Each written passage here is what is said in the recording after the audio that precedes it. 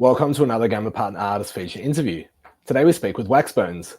Waxbones speaks on life as a creative director before getting into NFTs and then inscriptions on Bitcoin, how that shaped him and guided him with very specific color choice and palettes, as well as the lines and the style in which he likes to use, and how that also allows him to explore and create in different fields, such as in the physical, in the streets, and digitally, and a whole lot more.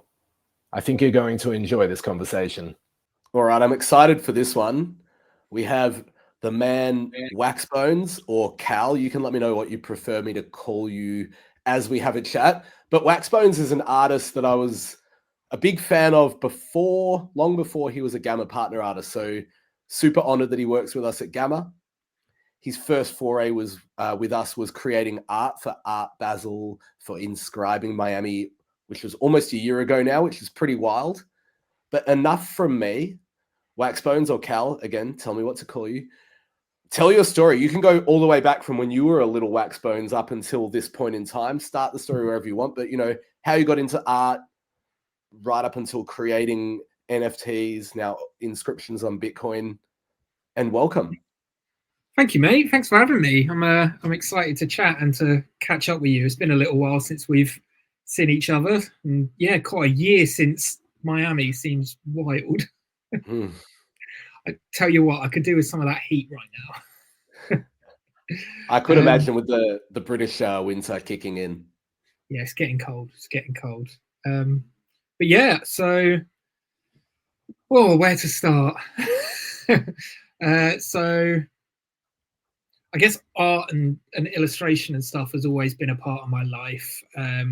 Growing up, my dad was doing a postgraduate degree in fine art while he was also working at a nuclear power station.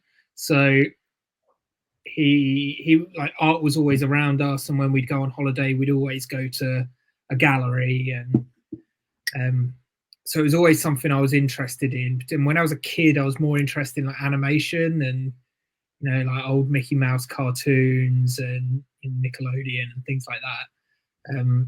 So I actually really wanted to become an animator when I was very young. And then obviously, school takes over, and I guess fast forward, I moved out of the southeast of England from my small little town, and then moved across the country to Bristol, which is like where Banksy comes from, and big bands like Portishead and Idols and Massive Attack, and so there's a huge art scene here. So I came here to study graphic design at university, and really just like integrate myself in a world that I didn't have back where I grew up. It was very different culture, very different vibe, much more accepting of different types of people and stuff, which was great. So I studied graphic design, and then pretty much as soon as I graduated, I went straight into a design job as a junior designer. So I worked for this company, and it was an area of design I didn't actually know existed. So I always wanted to make like like gig posters and merch and like nerdy shit. And then I sort of fell into this job where we made wayfinding, which is like maps and signage and things for cities and transit and stuff like that. And that's everything from basically branding the city, like redesigning typefaces, little pictograms, the base maps and the signs that you see on the streets, and everything really. And that was great, and it kind of took me to all sorts of places. So I lived in New York for a little bit. I was in and out of Moscow for like a year and a half. Loads of UK cities, and then San Francisco and American cities as well. So that was amazing, and I sort of worked my way up in that company to a point where I was a senior designer, and kind of got to the point around COVID time where I felt like I'd hit the ceiling with where I could go at that company. And that was like 10 years after starting there. So I'd been there a long time, and I'd slowly worked my way up. And it got to the point where I was doing less of the design and more of the direction and the client liaison and stuff, which I was good at, but it wasn't the reason that I got into the industry. I wanted to do the arty stuff. I wanted to do the design and the, you know, the layouts and the colors and the typography and stuff. So that's when I felt like art, illustration, all of that had always been a side hustle for me. But it got to that point around, just before COVID, towards the end of when was COVID-19? So around the end of 2018. So I decided to I just needed a creative outlet that wasn't client focused, and it wasn't a map, and it wasn't, it didn't have to be accessible and legible and all of this. I just wanted to create. So that's when I started just making stuff. And everything I'd done up to that point had been paints and pens and things. But I bought myself an iPad and Procreate and just started playing. And I was spending more time doing that. Well, I don't know if anyone will listen, but when COVID hit, I was spending more of my day doing stuff like that than I was, liaising with clients, and I was answering emails and stuff. And it got to the point where I was, around the very beginning of 21. So just coming, still in lockdown, but I'd started doing a lot of illustration, and a friend of mine started talking about NFTs. I thought the artwork he was creating was incredible, but I had no idea what an NFT was. So he sort of explained it to me, and the guys at Known Origin, an Ethereum-based marketplace that is in Manchester in the UK, or was in Manchester in the UK, they came to me and said, "Look, we've seen some of your drawings. Do you want to play with NFTs? Come onto our platform," which at the time was quite big. I don't think they were. It was all very much a apply to be on their platform, and it was quite prestigious at the time in those early days, like just before the bull run, like before Bored Apes, before all of that. So I felt great about that, and to be on a platform that was heavily involved with people like Xcopy as well, and it was great. And so I started doing NFT stuff, and about a year later, I'd done a bunch of sold out things. I'd made my own generative project, which was big, and I got to the point where I was like, if I don't go 100% into this now, I may never do it, and I don't know what. I may just be stuck in this job that I'm not really happy in anymore. It's not driving me forward creatively. So, if I don't go balls to the wall now, I may never do it. So I packed it in. I handed in my notice, and I decided to pursue illustration full time. And I just kept going. NFTs were taking off, and I kept producing stuff, and I collaborated with a lot of people, which then, got me exhibited all over the world. I even had artwork sent up to the International Space Station, which was wild, and displayed in Times Square a few different times now, which then got me some more bigger clients like eBay and Mattel and Fox. I did a lot of work for the Masked Singer randomly. And then that's kind of taken me to now. And then I've sort of moved, obviously, NFTs slowed down and it stopped paying the bills. So I'm still doing NFT stuff and, minting things, and I've got projects in the works now, and obviously playing with ordinals and gamma, which is really fun. But then I started looking at other sources of income through my own clothing range, poster designs, more recently chatting with other artists. There's a couple of artists based in Canada who we've sort of made a little illustration collective based on like nerdy things, films and stuff like that. Starting to work a bit more with bands, which is really fun. Yeah, so that's kind of taken me to today, where I'm lacking sleep because my 6-month-old's ill, so I've been up all night. But I've got a bunch of stuff I need to do, and I wanted to do this, and yeah, I'm kind of just throwing shit at the wall to see what sticks. Like I took part in a street art festival, which was random, and yeah, hopefully I'll do a little bit more murals and things like that because that was really fun. Yeah, that kind of that's a quick art journey through my life. I love that. It was like a bit of a story of Waxbones. There's obviously a lot more to it. Let's go, back to the start of your story where you said you studied graphic design and then you jumped into that job. I'm curious, what do you think you got out of the graphic design study that you might still be carrying with you today as an independent creator? I think that particularly I was at university, I was very into Bauhaus. So, shapes, clean lines, stuff like that. And then when I went into the wayfinding job at City ID, it was all about being very meticulous. And, if you're drawing a map, it would be about setting up consistent line weights for different road widths and then pavements offset from that, like drawing it from a real pedestrian level, which a lot of maps aren't. So, where crossings are, where all the sort of things that you might need when navigating a city on foot or by bike, like taking away the car user, which is what most maps are drawn from the perspective of.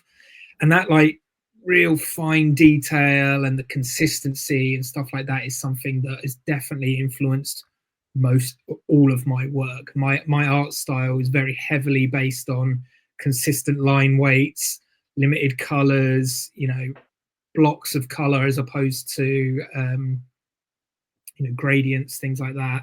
So I think that attention to detail and that very clean line work is something that I've pulled all the way through everything I do, really.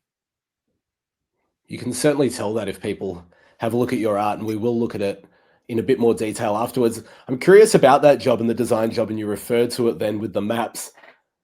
Really strangely and coincidentally, I just took my daughter for a little walk around the block before she went to bed, and I looked at the octagonal stop sign, and I actually had the thought, I wonder how they chose the font and the color. Very, very coincidentally tonight. So yeah, tell us about that. Tell us about design choice and in that job. Like it's really interesting you said about it being accessible, which means for, people perhaps vision impaired, but, just people to be able to see things. Yeah. And it bleeds across into your artwork, but tell us more about that. It was everything from accessibility and that. So the work that we did was less for car users. So things like the stop sign, that has a national standard and stuff like that. But in a city like New York or London, wherever, any city basically, they want to provide signage for pedestrians. In a high street, you want to show a bit more of where the shops are, what attractions are around, basically giving people the confidence to get a bit lost. And some people might say it's a little bit of a relic of a time gone by just because you've got phones now and stuff, but this is like more curated content. It's much more, again, Google Maps and things like that, they're all made for road users, they're made for cars. So it was all design decisions from what does this map look like, what scale is this map going to be. We can't have red and green next to each other because that messes with color blindness. What type size does it need to be for visually impaired people to be able to see it? If it's a big sign, how far away do we want people to be able to read it from? Thus, how big does that typeface have to be? What is the typeface? Do we get an off-the-shelf one, or do we design a typeface from scratch? And it's everything. So it is a branding exercise in a lot of ways, but yeah, the other thing was like, what does the sign actually look like? So we would work with a product designer and like, how do you make this part of the city? So we would really integrate ourselves into a new city, like Moscow, for instance. We just took the whole team out there, flew out there, stayed there, lived there as a tourist, and then lived there as a resident. Really trying to understand, what color is this city? What how can we be sensitive to things like the grand subway stations that are just beautiful and have chandeliers hanging from like above the trains and stuff? We can't put a massive black sign in the middle of the thing. It has to be like a bit more opulent. It has to like look like it's part of this environment. So yeah, it really was everything, down to from a tiny little pictogram all the way up to a massive sign. Yeah, and you mentioned Moscow, and you also referred to the fact that you went to a number of different cities. Did that influence you at all? Did it impact the way you create or the way you look at things? Yeah, I guess like concepts and whatnot. Yeah, I think there are definitely certain cultures from places that I visited that rubbed off on me a bit more than others. Not necessarily for work, but work gave me the opportunity while I was out in while I was out in New York to fly to Japan, and like I spent a few weeks out there, and that was amazing to me. And I think that has really rubbed off on me. And those themes and stuff are something that I really like to pull through in stuff. Obviously, the art scene in New York is huge, so that was great. Moscow, mixed feelings. But yeah, I think I do think having that exposure to different areas, different cultures, does rub off on you in different ways. For sure. Yeah, it's super interesting. And we can see behind you, just briefly, there's a skull and an eye. And obviously, we're going to have a look at some of your art and previous art. And even on Twitter, I think it says absurdus macabre. Where does that? Yeah. Where's that there's a certain darkness or playful darkness that comes through in your artwork. Where do you think that came from? I think a couple of things. So I think I like to think I'm quite like happy and jokey, but then the things I'm into are very dark and loud, and like I listen to a lot of heavy music, like hardcore music and things like that. But I also love kids cartoons and like 30s animation, or a massive Star Wars geek and all of that. So I feel like I've got these two personas, and then there is it for a long time there was a bit of like it's going to sound quite cliche, but there was like a darkness inside me that I hadn't really diagnosed or anything as a mental health issue. And it was only when I got diagnosed and started the medication and stuff that I looked back and go, that's why I was like that. That's why these things are in my head. So I think, yeah, there are these two sides that come through in a lot of my artwork, where it is, which side do I need to go? Yeah, things like this, where it is cartoony and fun, but also there's a certain, this piece was very much inspired by like stuff that goes on in my head and stuff like that. So I think there is those two sides. And so someone said, a client that I was working with years ago said, your style is really, it sort of juxtaposes the whimsical with the macabre. And I was like, that's such a good way of describing it. So I basically stole it and used it on everything. And absurdus macabre is basically just Latin for whimsical macabre. Yeah. Makes sense. And I think it's an apt description. That's why I said almost a playful darkness, is almost a synonym for that phrasing. Yeah. And I think it gives me, it's a great style to have developed and to like really have down, because one, people recognize it as me. Like I think at this point, particularly in the communities that I'm quite big in, people see a piece of my work and go, right, that's a Waxbones piece, which is great, which is always really important from a like brand recognition type of thing. But also it means I can put my hand to lots of different things. I can create a gig poster for a heavy metal band and put lots of blood and skulls and things like that in it. But I can also do character designs for a TV show like The Masked Singer, or I can do some bits for Barbie, for example. So again, it's like these two opposing sides that I'm constantly working within. Absolutely. And like you said, with those things, like you said, you worked for Mattel. So was that doing something for Barbie? Like how is it doing brand jobs and still sticking to your style, but meeting what their expectations are? Yeah, that was a really small job, that one. It was just some like quick visuals for a website when they were dipping their toes into some Web3 stuff. But working with Fox on The Masked Singer, so they were doing a Web3 project where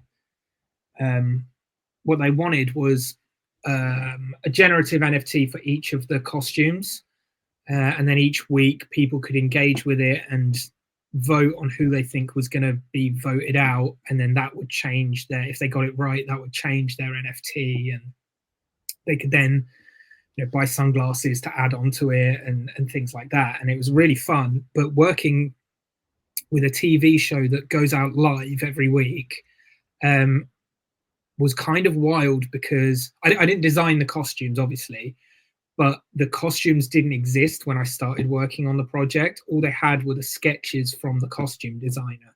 So I had to then interpret them in my style as a character. But they really do work up to the wire, where, a celebrity would drop out a week before we were meant to be putting this thing out, or a celebrity would say, for my costume, I want to change this. So it'd be like, right, we got to change this character ASAP, or this character is not going to exist anymore because we've got a new celebrity and they wanted to be a lobster, or whatever it might be. So that was really interesting to see week on week things change and how quickly something happens and then they respond to it. That was a really interesting job to work on. Sounds really fascinating. Sounds higher pressure. Do you like that pressure, or do you prefer time? No, I like the pressure, because I think if I've got too much time, I think about it too much. I feel like my best work comes out when I think about it less, where I just sort of get inspired by something, put pen to paper, and just see what comes out. If I've got a year to work on something, it tends to like roll around too much in my head. No, I could imagine. And do you draw a lot? Are you quite prolific? Yeah, I draw daily, all the time. Always working on something. Even if I haven't got any clients at the time, I'm still creating something new. I think it's just a way of venting in a lot of ways. Like it's kind of my therapist. Well, yeah, I was going to ask before, and it feels like a cliche question, and it's one that would have been asked a million times, but is it a form of therapy? Is it quite cathartic to get it out on paper? Definitely. Especially if it's not a job, for instance. If I'm feeling something and an idea pops into my head, or I'm having a shower and I get a shower thought, if I just get it down, it does. Sometimes it can be like a whole day and I'm working on this one thing just because I had it pop into my head. And yeah, it is a distraction, and it I don't know, it just helps, isn't it? Like some people write, some people go to therapy, some people go for a walk. I feel like this is, and it's probably the same for most artists, to be honest. Particularly when there's a lot of emotion that gets poured into it. And you said before that you have a distinctive style, which you do, and I can recognize a Waxbones. Do you feel stuck by that at all, or does it feel like a nice straitjacket, if you like? Yeah, I think it does feel nice, because it's a style that has developed over time, and I've gotten it to the point where I can nail it. And like, this is what I do. This is why people come to me. But I'm also, because of the style, I'm limited in in what is my portfolio at the moment. So if someone has an idea for a job and they say, oh, have you ever done X, Y, and Z? I'm like, well, I can do that. I just don't have the proof. Like, you kind of just have to trust me, because my style will work for whatever you want. I can make it work, but you kind of need to trust me to try it. I don't necessarily, I may not have the thing you specifically want, you know, especially because it is quite a cartoony style. And, you know, I want to work on horror movies and stuff like that. You know, it's not going to work for a lot of things, unless you want to go for something that is a bit different and you want to like roll the dice on something different. Definitely. And you said when you were a kid, I think it's aging us a little bit. And I think we're of a similar vintage. But yeah, you were into Nickelodeon and that era of cartoons. And obviously we're not this old, but, you know, 30s, like Mickey Mouse, I guess that's considered like a rubber hose style. But yeah. that sort of shines through. Do you remember anything specific that really stuck with you? I used to copy illustrate. There was an old TV show on in the UK called Art Attack. Yes. You have that there? Yeah. I used to love that here, yeah. Yeah, Art Attack was a big one for me. I think I would copy character designs of Star Wars, like Ralph McQuarrie's old concept work, and yeah, and the Never-Ending Story, and just like weird and wonderful fantasy worlds that had creatures. I think creatures and characters of that like didn't really exist in reality was something I always loved. So things like Star Wars and that were just really big for me growing up. And then as I got older, moving into like horror movies like Alien and that sort of thing just stayed with me. And you mentioned, and speaking of Alien, you've been drawing, you know, in a more of a poster style, which we're going to have a look at the piece that you did for Miami, which was poster style, but the poster style stuff for films. And then you said, I'd love to hear a little bit more about it before we do have a look about you're getting interested, or you want to do some murals because you did, what did you call it? Like an outdoor art event. Yeah. How was that? Because that's a completely different skill set to execute.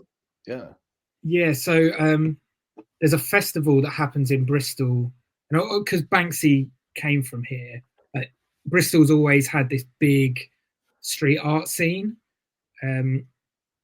even back to like the early 90s and stuff like that. And there's quite a big like skateboard culture and things like that here. So we host the biggest street art festival in Europe called Upfest. And last year, there's a pub. It's a bit more than a pub. It's like a community theatre with a big like outdoor space and stuff. And they close off the entire road down in Bedminster, and more established mural artists paint huge murals on buildings. They literally paint the entire street with different murals and stuff. Incredible. Over the space of like a weekend. But they were having smaller artists get together on big, like 1.2 meter by 1.2 meter boards to spend a day, and just everyone does one. So I applied, and yeah, they said, yeah, come. And I didn't have anything. So actually that's what this is. This is the test I did, because I'd never done anything like it before. So I got to practice. I've got to get the materials. I've got to take my design off a screen and just practice painting it and see how long it takes me. Like, how detailed can I be within the space of a day? So yeah, I just practiced. I think I did 3 of them on varying levels of shitness, and then yeah, did that on the day, and it went really well. It was good fun, and since then I've just started talking to people, and like, there's a pub near me that wants me to do the entranceway of their like bar area, which would be fun. yeah, so just trying to just do different things. Like NFTs can't keep the lights on forever. So really, I'm just trying to get a portfolio full of everything. Totally. I think it's great to broaden your scope, and it will inspire you and give you a different skill set because, yes, scaling out your work, maybe like from off the iPad or off a sheet of paper would have been very different for you. Yeah. It was a fun experiment, but I definitely learned a lot of things for the next time. What was that? What did you learn? Things like laying out the board. So, I was doing it in a grid and keeping it really precise. And it's almost the antithesis of what I was saying before, of where I like things to be super fine line and everything needs to be consistent, because it's not always possible with a paintbrush and a pen or like Posca pens and stuff. So yeah, working a bit more free than maybe I was last time. Yeah. And as we've touched on a couple of times, kind of wild, the first time you and I met in person, we met obviously digitally before that, was in Miami last year, which was honestly almost a year ago now. Yeah. And you worked with us at Gamma and obviously became a partner artist with us by doing the branding, the artwork for Inscribing Miami, for our Ordinals event on the side of Art Basel. Here's one of the artworks you did, the Miami Kaiju Gator by Waxbones yourself, which was, it was the branding. It was on the floor. It was on the boards. It was on the posters. It was on the tickets. It was super cool to see this everywhere. Yeah. So when you get a job like this, and Nick said, these are some of the things that we kind of want, but take it away, do it in your style. Where do you go? How do you come up with this? I don't mean a croc with a boat, but I love it. But how does that come into your mind? Like how do you figure out what might suit or what will work? Do you know what? Nick's direction for this project was no direction. Well, that's funny. I didn't know that. We need 3 posters by this date. Yeah, so I did like, how many did I do? I did like 5 or 6 different ideas before settling on this sort of thing. But essentially, it I think it again comes back to the job that I was doing with the wayfinding, where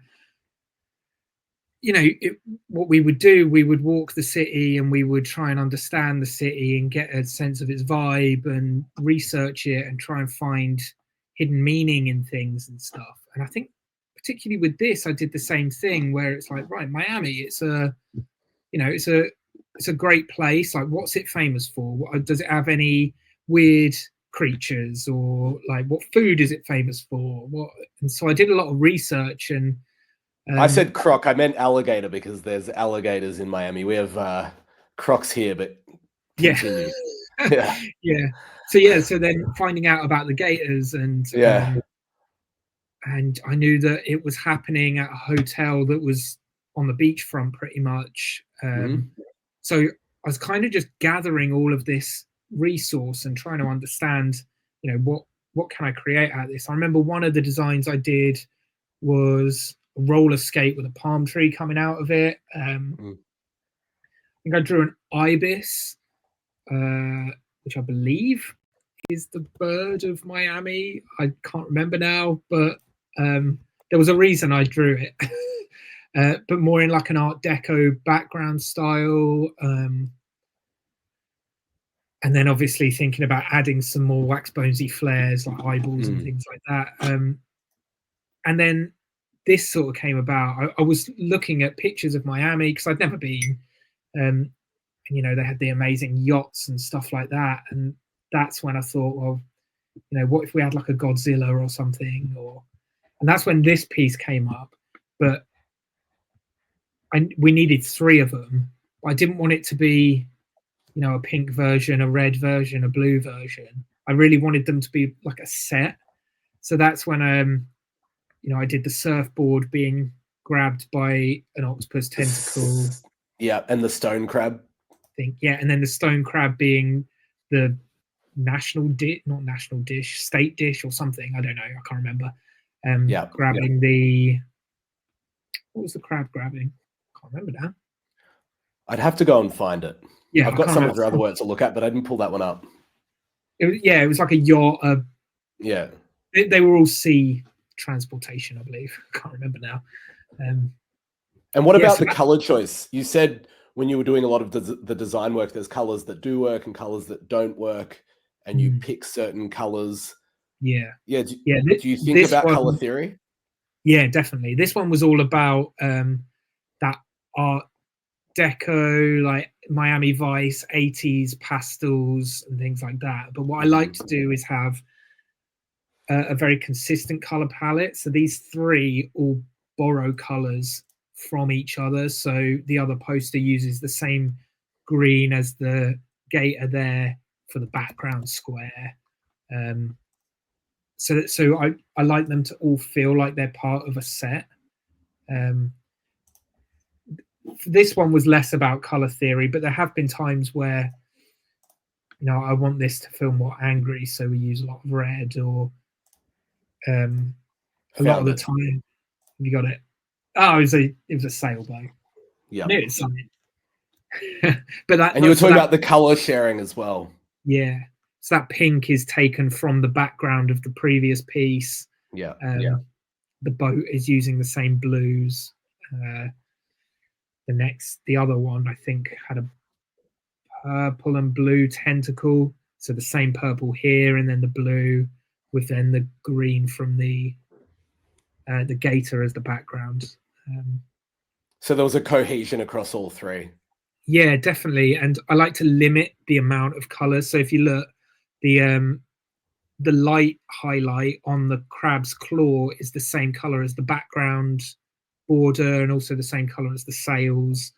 The pink, there's a dark pink and a light pink. Same with the purple. There's a dark blue and a light blue. There's a dark brown and a light brown. So for this one in particular, it was a very limited color palette. I really wanted the piece to be really bold and feel kind of retro, you know. For sure. And then also, yeah, in more of a poster-like style, which is something you've been exploring lately. How have you learned, or where does that inspiration come from? How have I learned? Playing. I think that's going to be the answer to any question you ask how I learned it. It's literally just playing and experimenting, and you know, some things don't work and some things definitely do work. Poster design, I think it was towards the middle of last year, I messaged a poster gallery who do a lot of like alternative movie posters. I showed them my work. I was like, I'd love to work with you guys. And they got back to me and they sort of said, you haven't really got any examples. Can't really imagine how your style would work on a poster. And I kind of said, yeah, you're right. I'm gonna work this one out and just create tons of posters and get a really big portfolio going for it. Because that's what I want to create some official artwork for these things, and I think that'd be really fun. Because film and TV and video games have had such a big inspiration to me. It's kind of like a dream client in a lot of ways. So yeah, I just started playing, and some of them work better than others, but yeah, that's how I then met a couple of other poster artists, and we just sort of said, look, we're three dads. We don't really have time to do stuff, but maybe we should get permission to work on some stuff as a collective. And so that's what we called it. Permission was granted. And now each month we create a poster for something. So like we did Shaun of the Dead's 20th anniversary, Terminator's 40th anniversary. This month we're doing Back to the Future. Yeah, so it's really, again, it's just having fun with those things. I could imagine. And it would be yeah, an interesting thing to have to attack and think about it differently. You said when you were, you know, the artwork in the background, you said the first few were shit. How do you, which I think is funny because they were probably quite good anyway, but how do you said that, and also that, you know, you applied or you reached out to that company with the poster art or that gallery that does poster art or displays poster art. Where do you seek feedback and critique from? And then how do you decide, yeah, I'm happy with this. I think this is pretty good. I think definitely peers. I'm not.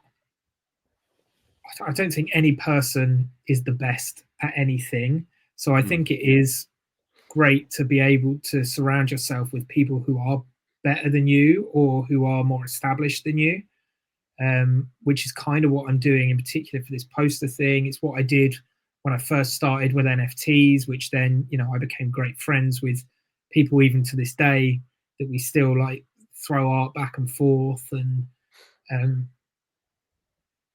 then I try not to listen too much to what happens online if I post stuff. I did start posting stuff on Reddit, but it was just a hellfire of terrible people.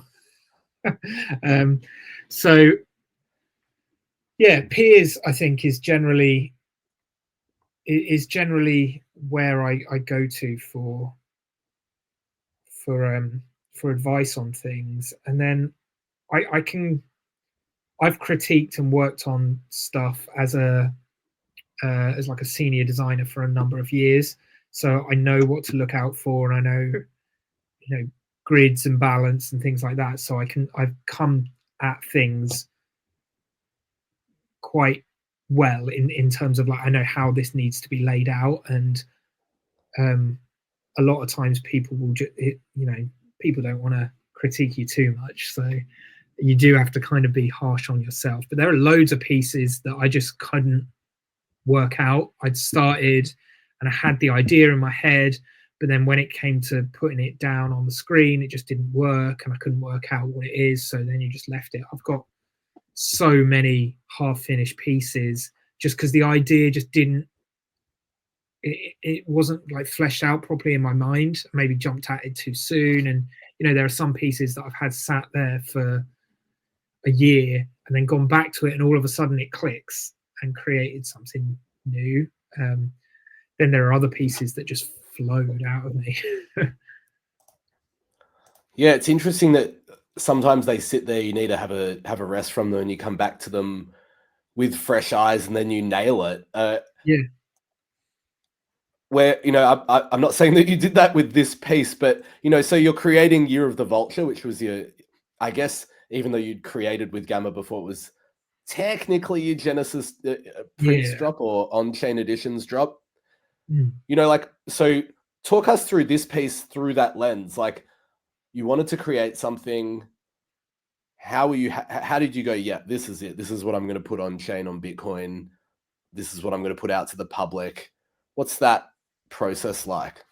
I mean, a lot of the time it's not, I don't go into it thinking I need to create a piece for Bitcoin or I need to create a piece to sell. So this piece in particular, I am a big fan of the band, the Wonder Years, and they brought out a song. When did this come? I guess it was last year, called Year of the Vulture. And I was really into the song and the lyrics. So the words in the description are just the lyrics from the song. So yeah, I just kept listening to this song and the lyrics kept like getting in my head. And I just, something just came out of me at that point. I was like, right, I need to draw this. You know, when the rain falls, it's like a rain, like a king. I'm dragging you down. It's the year of the vulture. It was like basically taking lyrics and playing with it.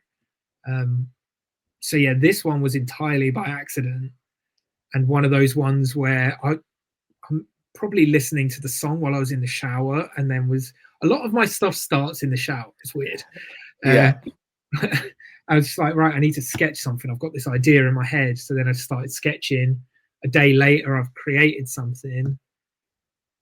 And I don't remember how I decided to put it on ordinals, or whether, you know, sometimes you look at a piece and go, you know, that fits better on a print.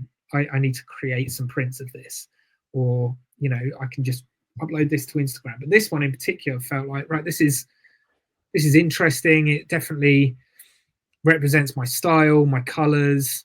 I think this would be great on ordinals, and yeah, it went really quickly, actually. It did go very quickly. Yeah, it's an interesting one. Maybe I shouldn't have said specifically on Bitcoin, but how do you feel as a creator that on Bitcoin the art is permanent, it's inscribed, it's on chain? I think that's great. I think it's yeah, amazing. Yeah, I think having that proof of ownership, having that proof of creation, and the link back to the original artist, and I think that's what fascinated me about NFTs in the first place, was that proof of ownership.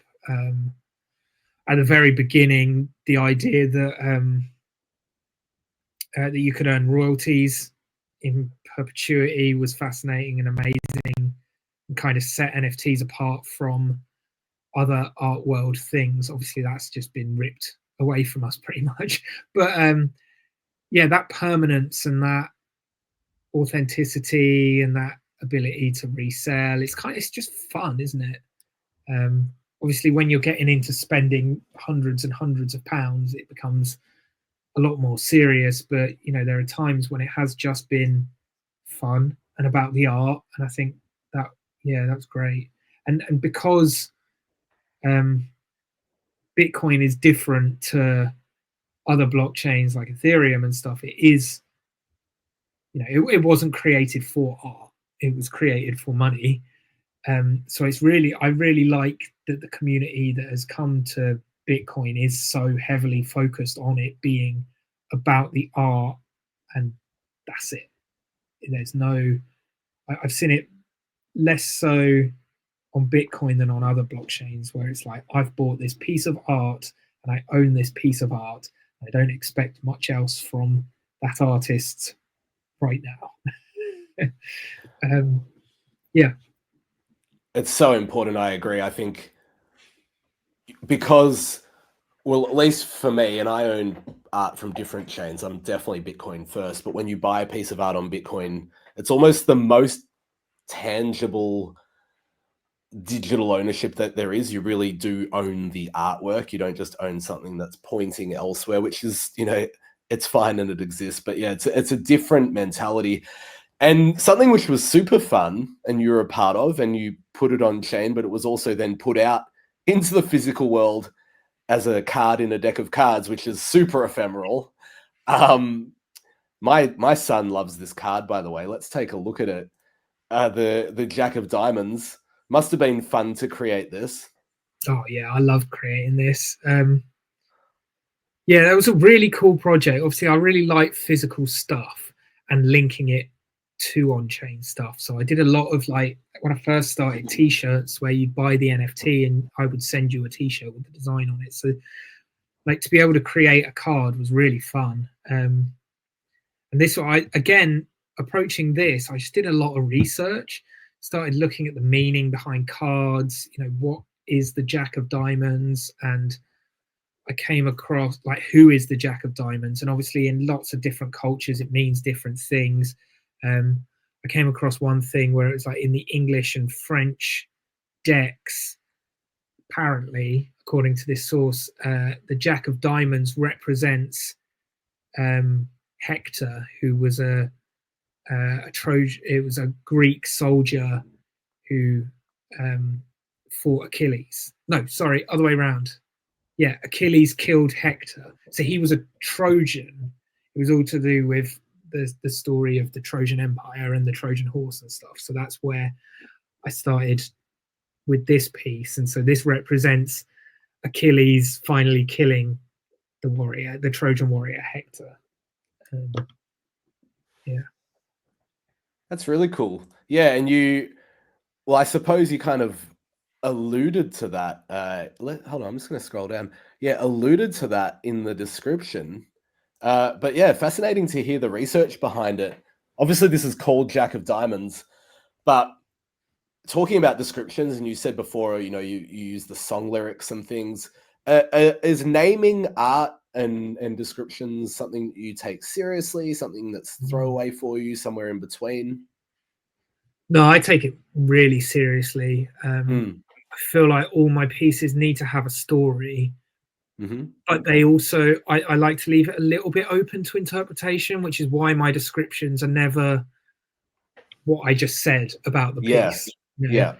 I like to keep it a little bit open, but then still allude to what's going on. So I use a lot of poetry and stories and song lyrics, that sort of thing in my artwork, even on little pieces. Like I do a series called Bootleg Mechas. So that was my first big break, I think, in sort of mid 2021, when there was so much hype around Mechaverse, which were these, it was like a PFP collection of these like toy mechas, and I loved them, and they went immediately, because that was off the back of Bored Apes, and like everyone was buying these things for like 1, 2, 10, 100 Ethereum. It was like crazy money. They sold out immediately, and I didn't get one, and a lot of other people didn't, and there was lots of hate going round. So I did a bootleg version of one, and I wrote this mad little story about you finding this bootleg mecha and like going to a car boot sale, and it's like completely unofficial. It's like those toys that you would get, those Transformer toys you'd get that weren't actually Transformers, they were transmogriformers or whatever. It's like just slightly different and clearly a knockoff, and people loved it, and it sold so many overnight, and that's when I started going a bit more viral, and sort of people started noticing my work. And since then I've done a bunch of these mechas just as and when, just for fun, and each one of them has this funny little story that I've attached to it, and how you manage to get hold of this mecha and stuff. So yeah, sometimes it's a really deep personal thing that's to do with the artwork.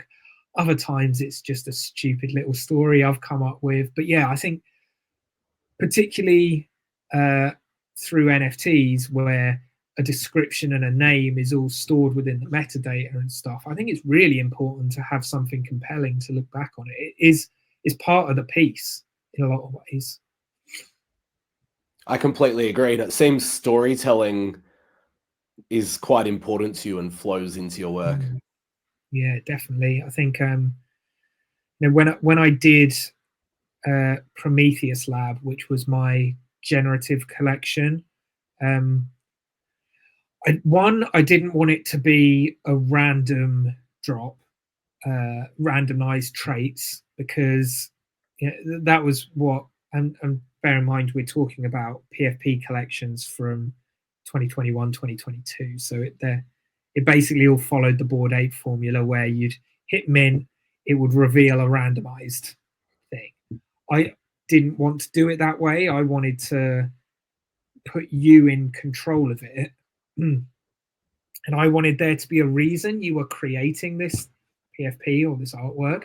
So I wrote this whole story. We came up with a video for it, an animation, and then the website was a parallax scrolled story through 5 chapters of you going into this, you being a reporter and going into this house to interview Dr. Prometheus, and then him turning you into an abomination by stitching you together with some other creatures and things. And then that became part of the mint experience at the end of the story, where you could re-roll the face of this thing was split in a cross.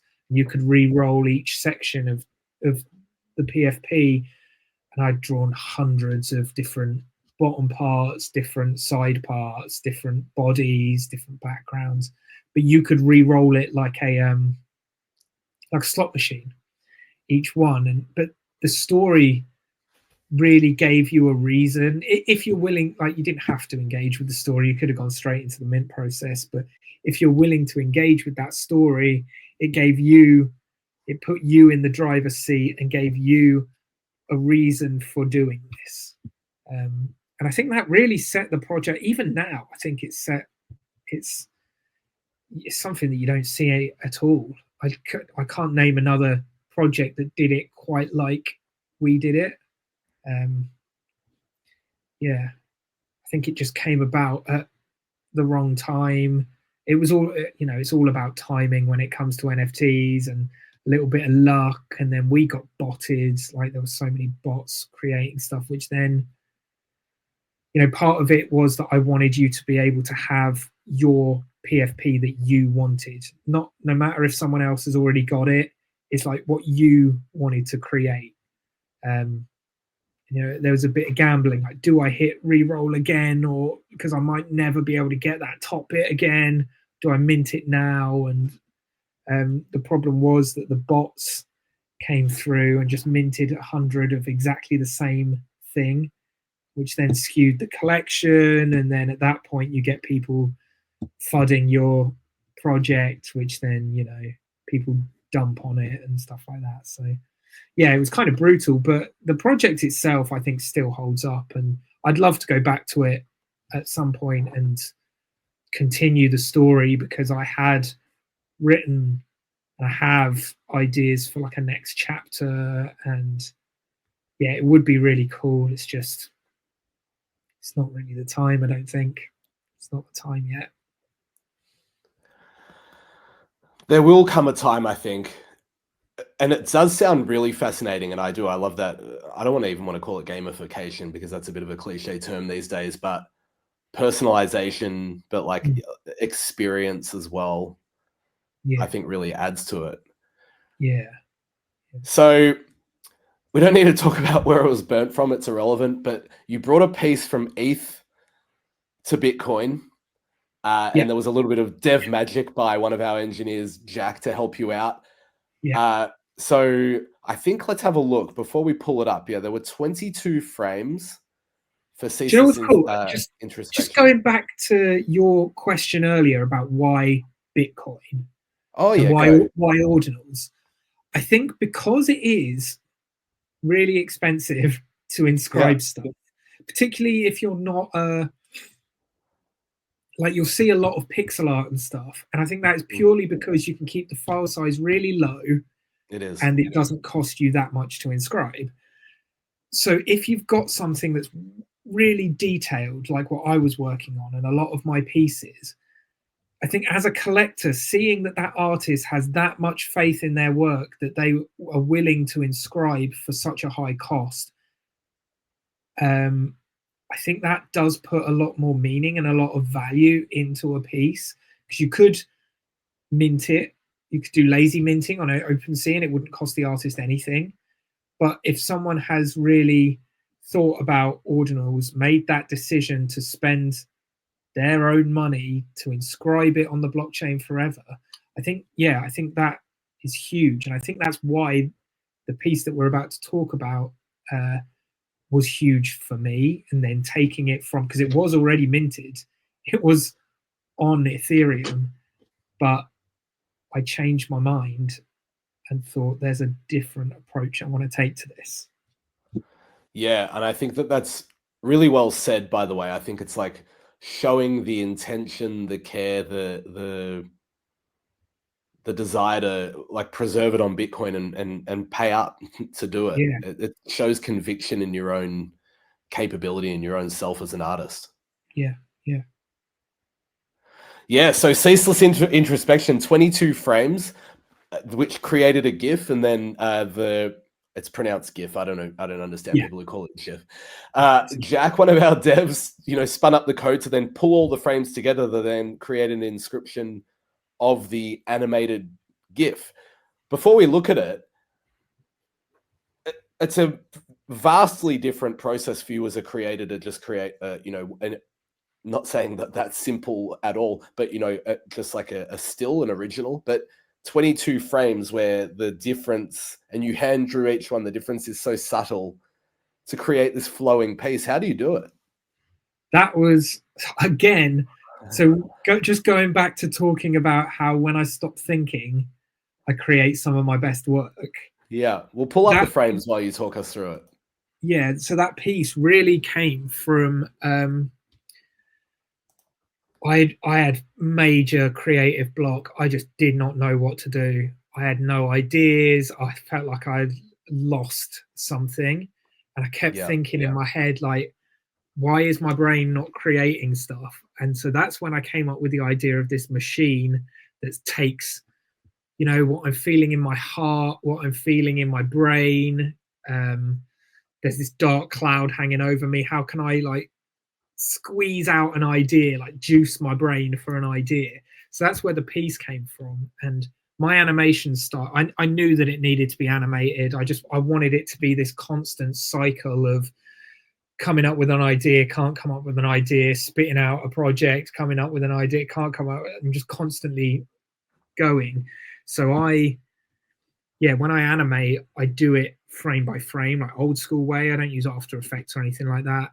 So I literally draw every single frame, coming up with how to meet the final frame to the first frame and make a seamless loop is always quite difficult. That the animation goes through a lot of sketch-based animation first, and then I have to redraw over the top of every single one to make sure that it does loop perfectly. So this piece took a long time, which is why it's funny, because it came out of a creative block and then ended up becoming part of my life for weeks. And then obviously putting it onto ordinals would have been a huge thing, because 22 frames, each drawn at 300 DPI with 6 or 7 colors, constantly moving parts. It was huge. And it's drawn at a poster size as well, so it's a flipping massive GIF. So there would have been no way of me inscribing it. The animation itself would have cost me thousands of pounds, which I don't have. I know what I said about having that purpose to inscribe on Bitcoin is huge, but I couldn't drop that amount of money really. So that's when I started talking to you and Jack, and we came up with this idea to basically crowdsource the animation by taking each of those frames and allowing a collector to inscribe that frame. And you're going to have to jump in at points where I'm chatting absolute cheddar, but no, you're spot on. Yeah, so when someone collected a single frame, that then meant that frame was inscribed. And so we waited until all 22 had been collected and inscribed to then take Jack's code, bring all of those inscriptions into a single animation, much like the GIF. And then we sold the animation itself. So 22 people. Like this. Yes, there you go. So 22 people own the original frames, almost like a cell of a film, you know? Yeah. And they then allowed us to create this animation and sell it as prints. And I think I couldn't be more happy with how it came out, to be honest. It's still, honestly, I think it's my favorite piece that I ever created. And I think it's the best piece I've ever created, just purely because of how much it speaks to my style, my animation style, my colors, my themes, everything about it, I think, is Waxbones. I think this is the quintessential Waxbones piece for now. Look, I couldn't agree more. I'm not trying to fanboy. I think it's one of the best GIFs on Bitcoin, and there's still some to mint. So we'll have, the mint link in the feature thread when we put this podcast out, because the story is incredible. The attention to detail, the backstory, how it came to life, how good it looks spun up using code to pull all the frames together to create this GIF, and it lives forever on Bitcoin. It's quite the story, and it made the journey being burnt from ETH to Bitcoin, which will tickle some Bitcoiners' fancies as well. Yeah. Jumping back though, to the untrained eye, obviously it's a little bit like a, compare, you'd have to go through and with a fine-tooth comb and compare each frame. They're obviously going to be different, but yeah, like as the creator, how do you know it's going to come out and look exactly like this after 22 slightly different drawings? Again, it's playing, and so I had drawn it as a single piece, not animated first, and then because I knew in my head what I wanted to happen, like I wanted to juice the heart, because and again, it probably doesn't say anything like this in the description. The description is probably really vague, but it was all about, taking something from your heart, and because you put your heart and your soul, so you're juicing the ideas out of that and boiling it up with a wax candle. And then also you've got your brain that's saying you're not good enough, or it's saying, like, what can you create next? And you've got this dark cloud over you, so evaporating those ideas into the dark cloud, which then rains in your brain, and you juice those ideas out into a big cauldron, which half of it comes out into a new idea, which drips out of the tap of the side of the Waxbones skull, which then it's on the wall behind me. That sort of became the Waxbones skull. Some of it goes back up the pipe, back into that dark cloud, because you're not sure if it was good enough, and the cycle just continues and repeats and repeats and repeats forever. And I'm aware that I've completely forgotten what the question was and just started talking about the piece. No. That was perfect. And it's funny because it's almost a little bit cliche, but it works so well, is that Bitcoin is orange. And a lot of people use orange to create, and it fit that so well as well. So it's a happy accident. It's a super happy accident, and I'm a very proud owner. I'm sure that everyone else is in there. Yeah, like I said, there's a few left, so I'm sure hopefully that it was an iterative thing. So I didn't know that it needed to be 22 frames. I just knew what bits needed to be animated, and I knew how I needed to get from point A to point B. Timing it was difficult. I think I maybe created a few files where I know I need to squeeze this heart and juice needs to come out of it, and like that's one little bit. And then I've got the pipes which need to look like they're bulging and going up to things, so that's another little bit. I need the rain cloud to be dripping, that's another animation. And I need to squeeze a brain. So all of these little animations, I then, I can say, right, this bubble, for instance, needs to go from here to here. There needs to be a point in the middle. So I know that I've got 3. So that starts as 3 frames. I look at it and go, right, that's obviously not quick enough. Maybe I'm working at 15 frames per second. Because I like to have that sort of janky, juttery look as well. I don't like it to be super smooth.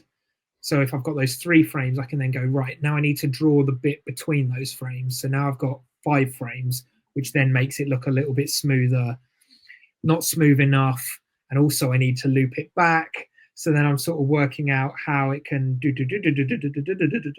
and constantly be doing that, while over here, I've got a drip coming down at the same rate. It's a lot. It's a lot to come up with, but it's something that animators have been doing since Steamboat Willie, so, and that was without the help of having a computer program where I can easily swap frames around. But yeah, I love that sort of thing. I can't animate. That's the only way I know how to animate, and I don't have the desire to learn how to do it smoothly, because I don't think that fits my art style anymore.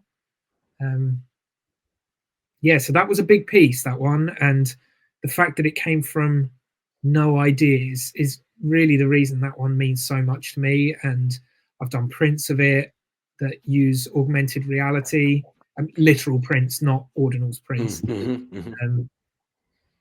That piece just means a lot, and it has connected with a lot of people who have seen it, but also people have seen it and just gone, that's a fun piece of artwork. And again, it's like, I don't want to tell people what this artwork means.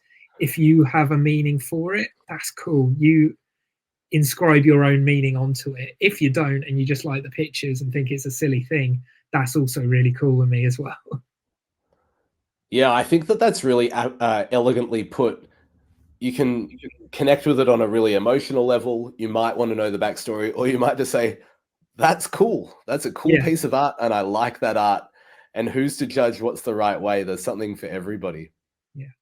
Yeah. Well, Waxbones, it's been an absolute pleasure chatting with you. We've, ticked over an hour, which is fantastic. Yeah. It's felt like 5 minutes, and that's how you know a chat's gone super well. So it's been so lovely to get to know you, on a more deep level as an artist. We connected obviously as in different ways when we met in Miami, and I'm sure that people who watch this are going to learn a lot. And yeah, thank you so much for your time. No, thank you so much for having me. And yeah, I look forward to, I know we've been talking about another project that I have the artwork done for. And Hey. I think I created it specifically for ordinals. So I would love to see it on there at some point, but timing and Well, a little bit of alpha if people stuck around for the end of the chat. Love to see it. Yeah. Hope they did. I hope they did. And I hope that I hope your old employers enjoy the discussion if they watch it and don't mind the fact you were drawing on the job like you mentioned at the start. I think they knew. I think they knew. All right, great stuff, Waxbones. Cool. Cheers, buddy.